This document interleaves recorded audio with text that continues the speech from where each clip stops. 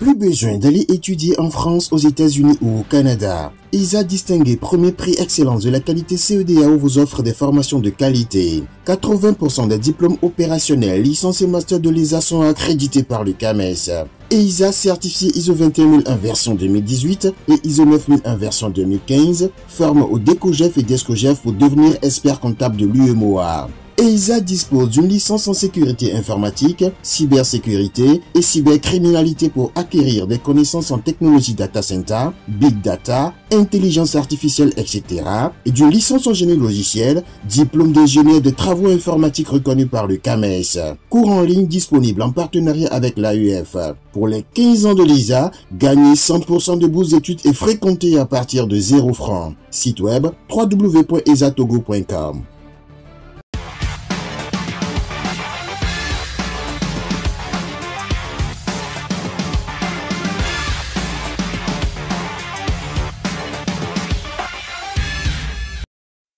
L'image du député sénégalais Guy Sagna, ensanglanté sinon agressé à Lomé le dimanche dernier, a fait le tour du monde et a suscité de part et d'autre de l'indignation, de l'émotion, de la protestation, disons même de la condamnation tout simplement, et condamnation à la fois de l'opposition togolaise, de la société civile, condamnation du pays qu'on appelle le Sénégal, et même une condamnation au sein même du gouvernement togolais. On va y voir clair aujourd'hui avec notre invité du jour. On verra à qui profite le crime, comment on en est arrivé là, quelles sont les conséquences de cet acte-là sur l'image de notre pays et tout ce que cela pourrait entraîner. Nathanaël Olympio, bonsoir. Bonsoir. Alors, je rappelle aux téléspectateurs que vous êtes le président du Parti des Togolais, mais on vous connaît beaucoup plus ces dernières années sous la bannière du Front Touche pas à ma Constitution, un regroupement de partis politiques de la société civile qui a vu le jour au lendemain des velléités de changement de constitution de la 4e à la 5e qui sont devenues finalement une réalité. On peut en discuter, mais là n'est pas le débat aujourd'hui. Monsieur Olympio, vous étiez le Front Touche pas à ma Constitution, c'est l'un des premiers regroupements à réagir dès ce dimanche soir. Et tout de suite, vous y voyez une rancune du pouvoir de Lomé qui s'est exprimée par ce qui est arrivé à monsieur Guy Sagna. Est-ce que vous n'allez pas trop vite en besogne? Écoutez, l'État togolais est un État violent. Et ce régime est un danger pour les Togolais. Aujourd'hui, on voit aussi que le régime togolais est un danger pour les Africains. Ce qui s'est passé le 29... Quand vous dites ça, que c'est un danger pour les Africains, au Sahel, par exemple, en Afrique, le pouvoir de Lomé a le vent en poupe. Hein, et je pense pas que les Africains, de façon générale, épouseraient ce que vous êtes en train de dire. Je prends juste l'exemple du Sahel ou l'image du Togo. Monsieur Guy Marius Sagna est un Africain. C'est un Sénégalais. C'est un député de la CEDEAO, de passage au Togo dans le cadre d'une session extraordinaire du Parlement de la CEDEAO. 3e session. Et il a profité de cette présence sur notre sol pour, par courtoisie, rendre visite à des amis, à des Togolais, pour échanger avec ces Togolais. Et qu'a-t-on vu? À quoi a-t-on assisté? Quelque chose de terrible, d'inqualifiable. On a vu des gens, des individus, même pas masqués, visage découvert, c'est-à-dire que ils étaient sûrs de l'impunité dont ils jouissent. Et ils dispersent violemment, ils frappent les gens, ils jettent les chaises. Ce sont des gens qui sont des professionnels du combat. On a vu comment ils ont attrapé des trépieds des journalistes pour en faire une arme. Ce sont des gens qui sont habitués à ce type d'opération. C'est un commando qui a opéré. Ils ont opéré à la manière d'un commando. Tout cela, ça n'honore pas notre pays. Ça fait du Togo un État voyou qui se sert de nervis pour briser le moral des Togolais, pour porter un coup à la liberté, aux droits des Togolais et des Africains. C'est inacceptable. Monsieur Olympio, vous décrivez si bien la situation, comment les choses sont passées, mais vous n'étiez pas sur le terrain le dimanche soir. Oui. La façon dont vous décrivez, ils ont pris les trucs, vous n'étiez pas sur le terrain. Oui, je n'étais pas à Lomé, c'est vrai. Mais quand on voit les images, quand on entend les récits, les gens qui étaient présents, qui ont souffert de cette sauvagerie, je pense que tout le monde a compris que ceux qui opéraient étaient des professionnels du combat.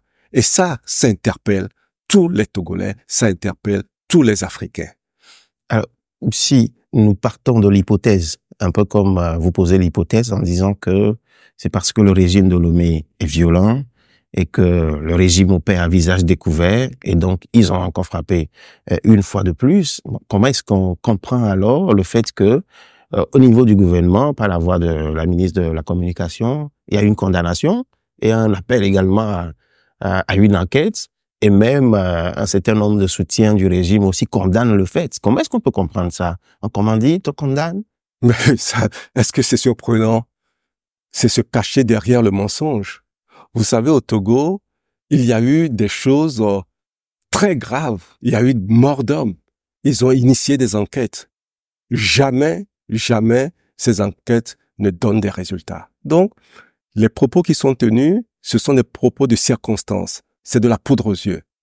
Et ce qui s'est passé au Togo, on a comme l'impression que l'État togolais voulait rendre à M. Guy Marius Sagna la monnaie d'une pièce. Parce que en juillet de cette année, lors d'une autre session du Parlement de la CEDEAO à Abuja, le député Guy Marius Sagna a porté des critiques sévères contre les dérives du régime, notamment au moment où le régime togolais a changé la constitution sans consulter le peuple togolais. Tout le monde a suivi cela. Donc, on a comme l'impression qu'on l'attendait de pied ferme au Togo. Le jour où il met pied, ça y est, on lui règle ses comptes. C'est inadmissible. Mais entre ce que Guy Sagna a fait, qu'a-t-il fait? Non, en fait, ce que vous dites, c'est-à-dire que les critiques formulées à l'endroit du régime de Lomé, et il a également formulé ces mêmes, enfin pas les mêmes exactement, mais il a également critiqué le président Alassane Ouattara de la Côte d'Ivoire.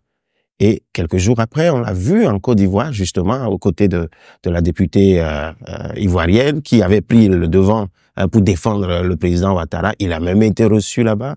Est-ce que vous pensez que ici, c'est tellement grave au point où on en vienne à vouloir, je ne sais pas, le molester autant? Mais c'est ça toute la différence que le régime togolais représente à l'Afrique de l'Ouest.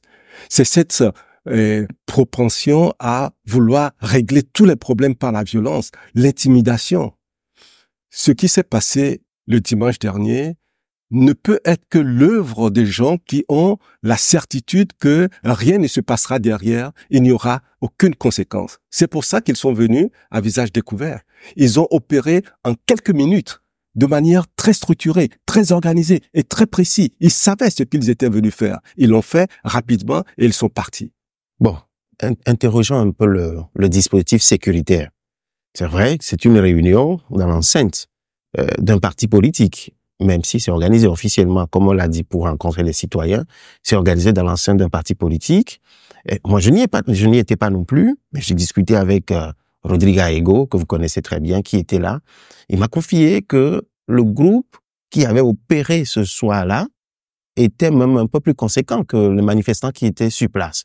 Je lui ai demandé, tout ça, ça fait un groupe de combien de personnes? Il dit à peu près 100 de personnes étaient là.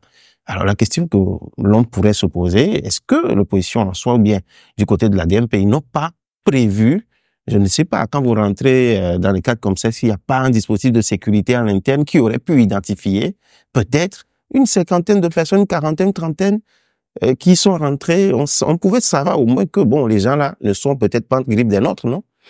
Je crois que la question ne se pose pas en ces termes parce que nous ne sommes pas dans un environnement conflictuel. Nous ne sommes pas dans un environnement tendu. C'était une réunion pacifique où des gens venaient écouter un député étranger qui plus est, qui vient dans notre pays. De quoi voulez-vous que les gens aient peur pour prendre des dispositions sécuritaires draconiennes? Non, il n'y avait pas de raison. Les gens étaient venus assister à écouter un député qui a quand même une grande renommée en Afrique. Guy Marius Sagna, c'est un combattant de la liberté, c'est un panafricaniste, c'est quelqu'un dont la notoriété traverse les frontières du Sénégal et il est très connu au Togo, notamment depuis son intervention en juillet dernier. Donc, de quoi les gens devaient-ils avoir peur pour mettre en place un service de sécurité inhabituel? Ça n'était pas indispensable. Monsieur Olympio, vous ne voyez pas une défaillance de la sécurité du côté de l'opposition. C'est vrai que Monsieur Guy Sagna, de diplomate, etc., il est là, il bénéficie d'une immunité. OK, on peut s'interroger sur le fait que le pouvoir n'ait peut-être pas mis la sécurité qu'il faut autour de lui en allant à cette réunion. OK, le pouvoir aussi pourra dire, ah, écoutez, c'est pas pour ça, il est là. Mais du côté de l'opposition, quand vous recevez une personnalité de cette trempe qui est avec vous, au moins vous assurez sa sécurité, vous renforcez sa sécurité. Non seulement à cause de sa présence, au moins, on pouvait installer un autre dispositif sécuritaire, rien que pour lui, n'est-ce pas? Oui, mais vous savez, les organisateurs ont pris leur disposition. Même si ça n'est pas une disposition au niveau de ce que l'État aurait pu faire, mais ils ont pris des dispositions. Et je pense que les agents de sécurité qui étaient là, certains ont été blessés. Le garde corps de Madame Adjamagbo, il a été blessé. Il a essayé de protéger autant qu'il pouvait. Donc, ça n'est pas ça le débat. Le vrai débat, qu'est-ce que c'est? Le vrai débat, c'est comment dans un pays, on voit des gens débarquer, le visage découvert et opérer à la manière d'un commando, casser, prendre des armes, et tout ce qui était à leur portée devenait une arme. Voyez-vous? Et ça, on mène cet assaut sur un étranger, un député qui est en mission officielle dans notre pays. C'est inacceptable. On ne peut même pas trouver d'autres raisons pour justifier ce qui s'est passé. C'est injustifiable. Voyez-vous? Alors, Faure Gnassingbé a fait un discours aux Nations Unies cette semaine, la même semaine d'ailleurs, dans lequel il disait que pour regarder l'avenir, il faut regarder vers l'Afrique. On le connaît avec sa posture panafricaniste. On sait très bien aussi que le régime de Lomé ne blague pas avec son image extérieure. Ça, il faut le dire. Est-ce que vous pensez qu'ils seront assez, je dirais pas naïfs, assez bêtes ou assez, je ne sais pas, je trouve pas le mot exact, mais, ou assez imprudents, voilà. Assez imprudents au même moment où ils ont prononcé ce discours, attendant certainement que ça soit relayé ou commenté et que dans le même temps, Ibo Lest, un député de la CEDEAO, sachant très bien que ça allait noyer le discours du président de la République. Mais ne soyons pas justement naïfs, puisque vous avez utilisé le terme. Mais c'est fait à dessein. Vous savez, le Togo, l'État togolais, le régime togolais est comme un enfant à qui on a toujours tout accordé. On a toujours tout toléré. Et aujourd'hui, devenu adolescent ou préadulte, 20 ans de pouvoir, Un enfant gâté. eh bien, il se permet de franchir des lignes qui sont considérées comme des lignes rouges. C'est parce que ce régime a toujours bénéficié d'une certaine complaisance. Une complaisance de la part de la CEDEAO, une complaisance de la part, de manière générale, de la communauté internationale. Aujourd'hui, les gens, tout comme les Togolais, sont surpris de voir que ce régime franchit des lignes rouges, changer une constitution sans informer personne, et monter une agression contre un député sénégalais de la CEDEAO de passage à Lomé, mais c'est inadmissible, c'est inqualifiable. Et pourtant, ils l'ont fait. C'est parce qu'ils savent que tout cela, pour eux, c'est sans conséquence. Il n'y a pas de reddition de comptes. Alors, j'ai lu hier soir un éditorial de Sirado Mayapor, qui est très proche du régime de Lomé, ça on va pas le cacher, je pense que vous le connaissez très bien. D'habitude, dans ces textes, vous avez l'habitude de le lire, il est souvent assez dithyrambique sur tout ce que le pouvoir de Lomé fait, mais cette fois-ci, sur ce qui s'est passé, je l'ai lu, il condamnait aussi ce qui s'est passé, lui aussi il condamnait, et lui pense plutôt en lisant son texte que ça peut être des forces tapies dans l'ombre qui seraient peut-être en train de torpiller la politique de son champion, Faure Gnassingbé. Alors, c'est tellement, je dirais, petit, que lorsque vous entendez la ministre de la Communication, elle tient exactement un discours similaire. Qu'est-ce qu'elle dit? Condamnation. Qu'est-ce qu'elle dit? Oui. Elle dit que c'est une bagarre entre militants. Mais c'est grave. Quel est l'enjeu? Il y a des élections? Il y a une dispute? Je pense qu'il ne faut pas prendre les Togolais et il ne faut pas prendre les Africains également pour ce qu'ils ne sont pas. Il y a une situation. Il y a des gens qui sont venus et qui savent pertinemment qu'ils viennent semer du désordre et qu'ils sont protégés. Ils font ce qu'ils vont faire à quelques minutes et ils disparaissent. Et les gendarmes étaient pas loin.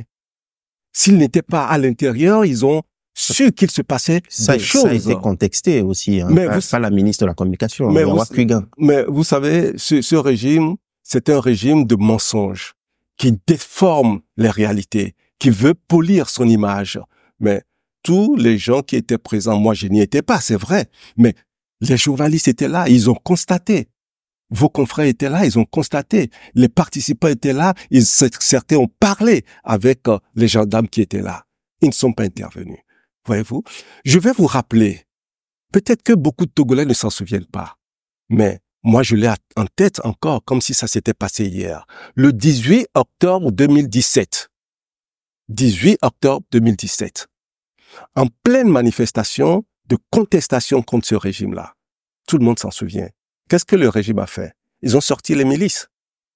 Ils ont sorti les milices qui étaient debout à côté des forces de sécurité. Ils se réclamaient des groupes d'autodéfense. Qui c'est qui les a qualifiés de groupes d'autodéfense? N'est-ce pas le régime? N'est-ce pas le régime qui les a qualifiés de groupes d'autodéfense? Dans quel pays un État accepte qu'il y ait des groupes d'autodéfense au nez et à la barbe des forces de sécurité? C'est au Togo que ça se passe.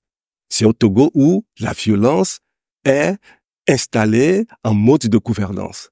Tout ça, c'est pour casser toute dynamique du peuple togolais qui veut contester, qui veut réclamer, qui veut plus de liberté. C'est ça l'objectif principal qui se cache derrière tout ça, pour que le régime reste perpétuellement au pouvoir. Monsieur Olympio, si, je l'ai même lu dans votre communiqué, si pour vous, un peu comme vous le dites, l'enjeu, l'objectif, c'est de restreindre les libertés et tout, on sait que le pouvoir de Lomé a mille et une façons de pouvoir interdire cette manifestation. Peut-être pour des mobiles discutables comme non discutables aussi, ils auraient pu tout simplement empêcher que cela ne se produise, non? Mais ça aussi, c'est une manière d'empêcher. Ça n'est pas la première fois qu'ils le font. Ils ont eu l'habitude de le faire. Je vais même souligner que en 2017, le 18 octobre, la date dont je parlais, il a fallu que les départements d'État émettent un communiqué pour demander à l'État togolais de mettre un terme à l'usage des milices. Et le Quai d'Orsay a également sorti un communiqué dans ce sens-là. Voyez-vous? Donc, c'est une pratique à laquelle les Togolais ont déjà été confrontés. Il y a un adage que vous connaissez très bien qui dit que quelque part, malheur est bon, je mets ça entre griffes. Est-ce que ça ne vous profite pas à vous? Non. L'opposition. Non. Ce qui s'est passé? Non. Quand on casse la tête des gens, quand on brise des briques sur la tête des gens, ça ne profite pas à ceux qui en sont victimes. Ça met en lumière une opposition affaiblie. Non. Vous savez. Dont on commence à parler ces derniers temps sur France 24, Deutsche Welle et tout. C'est l'État togolais qui jette une lumière sombre sur les pratiques. C'est l'État togolais qui fait que aujourd'hui le Togo est sous les spots et tout le monde est complètement horrifié de voir que on exerce autant de violence inqualifiable sur des députés, sur des journalistes, sur des citoyens. Mais en quoi voulez-vous que ça profite aux Togolais? Rien du tout. C'est l'image du Togo qui est salie. Je ne parle pas des Togolais, je parle de l'opposition. Mais l'opposition... Après, on est en politique. Mais ce sont des Togolais. Pensez-vous que nous sommes heureux de savoir que lorsqu'il y a une manifestation pacifique, on envoie des loupards qui viennent semer le désordre dans une rencontre pacifique? Non, ça ne fait pas plaisir. Et ça ne peut pas être considéré comme un gain pour nous. Nous voulons vivre dans un état de droit. Nous voulons vivre dans un état où les libertés publiques sont respectées. Nous voulons vivre dans un état dans un pays où l'État assure la sécurité de tout le monde, des Togolais et des étrangers sur notre territoire. L'article 13 de la Constitution consacre que chaque citoyen togolais, chaque étranger sur le territoire togolais doit bénéficier de la sécurité de la part de l'État. Ce n'est pas le cas aujourd'hui. Quelle aurait pu être la conséquence de ce qui s'est passé là? De ce qui s'est passé là pour vous? Selon vous, Déjà, quoi, sur le plan, oui. Déjà, nous avons une conséquence diplomatique. Vous avez vu la réaction Du Sénégal qui a condamné, qui a demandé du ministère de l'intégration africaine ouais. et des affaires étrangères du Sénégal, qui a condamné. Et d'ailleurs, dans la foulée, le député est reparti aussitôt au Sénégal, dans son pays. Il n'est pas resté jusqu'à la fin de la session du Parlement de la CEDEAO. Qu'est-ce que ça veut dire? Ça veut dire que l'État sénégalais n'a pas du tout apprécié la manière dont le député Guy Marius Sagna a été traité au Togo. Voyez-vous? Et ça salit l'image du Togo. Et ce sont les Togolais qui sont indexés. Cela aurait pu conduire à une vendetta sur les Togolais. Qui résident au Sénégal. Les Sénégalais, ils ont la notion de la teranga, ils savent recevoir, eux. L'État togolais ne rend pas cette monnaie-là. Mais au Togo, il y a quand même une expression en éveil, et j'en parlais encore à quelqu'un hier. La façon dont on qualifie l'étranger chez nous, Amedjo, bon, ça dit que c'est l'homme désiré. L'homme désiré, voilà. Ça dit que c'est l'autre là, mais qui est désiré. Donc le Togo, c'est un peu accueillant quand même chez nous. Nous donnons même une place particulière à l'étranger, un peu plus que nous prenons ici. C'est vrai. Oui. C'est comme ça le peuple togolais, accueillant, les bras ouverts. Mais l'État togolais, qu'est-ce qu'il fait? L'État togolais, qu'est-ce qu'il fait? Comme on dit, il jette notre figure par terre. Il renvoie une image qui n'honore aucun Togolais.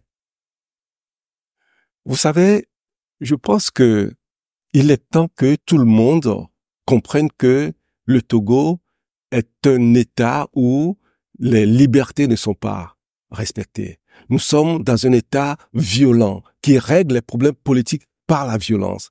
Tout le monde, la communauté internationale, la CEDEAO particulièrement, a une responsabilité dans les situations que nous vivons au Togo.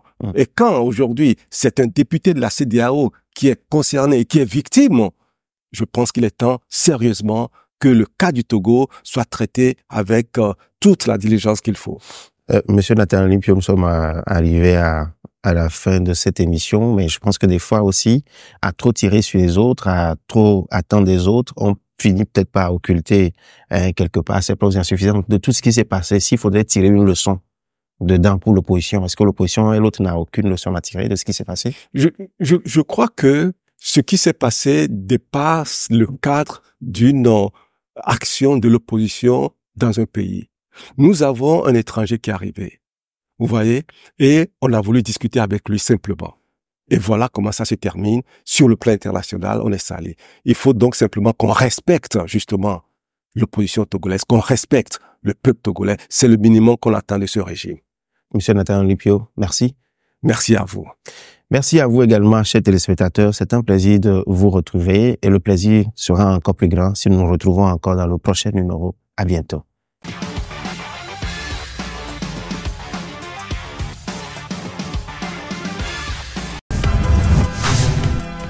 Vous avez suivi l'émission Écho du Togo avec l'École supérieure des affaires ESA.